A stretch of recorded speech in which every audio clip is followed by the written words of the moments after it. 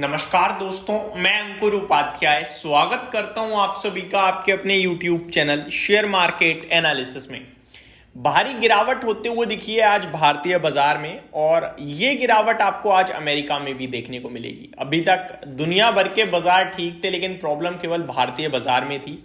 America Trump साहब की खुशियां मना रहा था, लेकिन अब अमेरिका के बाजार में भी गिरावट आते हुए दिख सकती है, वो भी बड़ी वाली, स्पेशली नैस्डैक इंडेक्स में। दोस्तों, अगर नैस्डैक इंडेक्स की बात करें या अमेरिका की बात करें तो वहां पे एनवीडिया के शेयर में प्री ओपनिंग में करीब 10% का कट देखने को मिल रहा है। हो सकता है 10% गिरकर खुले एनवीडिया का शेयर। ना केवल एनवीडिया, और भी कुछ कंपनीज हैं जिनमें बड़ा फॉल आज आ सकता है। मैं आपको एक हेडलाइन पढ़ के बताना चाहूंगा। Dow futures stumble 400 points, Nasdaq futures lose 4%। तो नैस्डैक में बहुत भारी गिरावट आज होते हुए दिख सकती है। 8 बजे मैं आप सभी के साथ लाइव शेयर भी करूंगा कि कितनी गिरावट है, कितनी गिरावट नहीं है। और इंपॉर्टेंट ये होगा कि गिरकर खुलेंगे वो मैटर नहीं करेगा, आप खुलने के बाद क्या करोगे। ऑलरेडी आपके पास बड़ा कट होगा, क्या वहां से रिकवरी आएगी या एडिशनल फॉल आएगा, ये देखना इंटरेस्टिंग होगा। एनवीडिया लीड्स एआई स्टॉक राउट। दिखा जा रहा है दोस्तों, Chinese startup deep seek that possible made a competitive AI model for a fraction of the cost. तो एक चाइनीज स्टार्टअप है डीप सीक, जो इनके कंपटीशन में खड़ा हो सकता है, जिसकी वजह से आपके शेयर्स गिर रहे हैं काफी हैवीली। एनवीडिया के शेयर में करीब 10% तक की गिरावट देखने को मिल रही है। Last week DeepSeek released an open source AI model that reportedly outperform OpenAI in several test.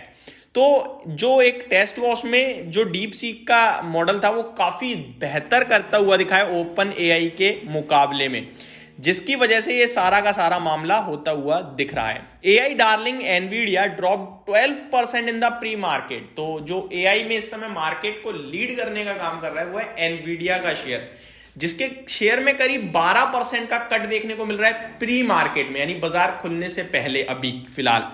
Broadcom में करीब 13% का, एएमडी शेड 6%, माइक्रोसॉफ्ट लॉस्ट 7%। और भी बहुत सारे बड़े बड़े नाम हैं जिनमें बड़ी गिरावट देखने को मिल रही है। तो कैसा खुलेंगे ये सबसे ज्यादा इंपॉर्टेंट, कैसा बंद होंगे ये ज्यादा इंपॉर्टेंट है। गिरकर खुलेंगे ये तो सबको दिख रहा है। अब आगे दूसरी नेगेटिव चीज बताना चाहता हूं दोस्तों। फेड चेयरमैन जेरोम पोवेल साहब फेड पॉलिसी लाने की तैयारी में है। आई थिंक 29 जनवरी को पॉलिसी आएगी। एग्जैक्टली डेट नहीं पता है, लेकिन जहां तक मुझे लगता है 29 जनवरी को ही है पॉलिसी। और जो ट्रम्प साहब हैं वो कह रहे हैं फेड चेयरमैन को कि भैया आप रेट कट करो ज्यादा से ज्यादा, जल्दी से जल्दी। लेकिन फेड की पॉलिसी से उम्मीदें ये हैं कि कोई रेट कट नहीं आने वाला। दैट मींस ट्रम्प साहब जो कह रहे हैं उसके अपोजिट में पॉलिसी आएगी। यहां पे जैसे अपने देश में गया, अपने देश में जो सरकार चाह रही वही हो जाता है, ऐसा नहीं है भैया। वहां पे उनके पास पूरी पावर है, उनको हटा भी नहीं सकते आप। मैं आपको वही भी बता दूं, उनके पास ऐसी पावर होती है कि उन्हें प्रेसिडेंट हटा भी नहीं सकते हैं फेड चेयरमैन को। उनका पूरा कार्यकाल जब तक है तब तक वो रहेंगे, जब तक वो चाहें तब तक उन्हें कोई हटा नहीं सकता है। तो इस बार तो पॉलिसी में कोई रेट में बदलाव नहीं होगा। और आगे को लेकर फेड चेयरमैन जेरोम पोवेल साहब कमेंट्री ज्यादा तो देते नहीं है, और हो सकता है ये कहते हैं हम डेटा को देखेंगे, फिर वही इन्फ्लेशन का डेटा, वही ग्रोथ का डेटा, अगर सब कुछ सही तो नहीं। इनफैक्ट मार्केट ये कह रहा है कि आप अभी कट करो। जो ट्रम्प साहब है वो कह रहे हैं अभी कट करो, बट अभी तो बाजार कह रहा है नहीं होगा। बिल्कुल पूरी तरीके से श्योर है बाजार नहीं होने वाला रेट कट। तो हो सकता है इस पे भी स्टॉक मार्केट नेगेटिव रिएक्ट कर जाए अमेरिका की, भाई ट्रम्प साहब कह रहे हैं करो करो और वो नहीं कर रहे हैं लो, है ना। दूसरी बात, जो अगली पॉलिसी मार्च में आने वाली है, मिड मार्च के समथिंग फेड की, उसमें भी बाजार 50-50 है कि रेट कट होगा नहीं होगा, यहां भी श्योरिटी नहीं है। तो देखने वाली बात है कि ट्रम्प साहब जो कंटिन्यू बेस पे फेड को कह रहे हैं कि भैया अभी तो आए हुए उन्हें ज्यादा दिन तो उन्हें 20 तारीख को कार्यकाल पे आए, अब बाजार का बैंड बच चुका है भाई साहब, ठीक है। गिरावट बड़ी भयंकर शुरू हो गई, तो ट्रम्प रैली भी आई थिंक खत्म, ओवर।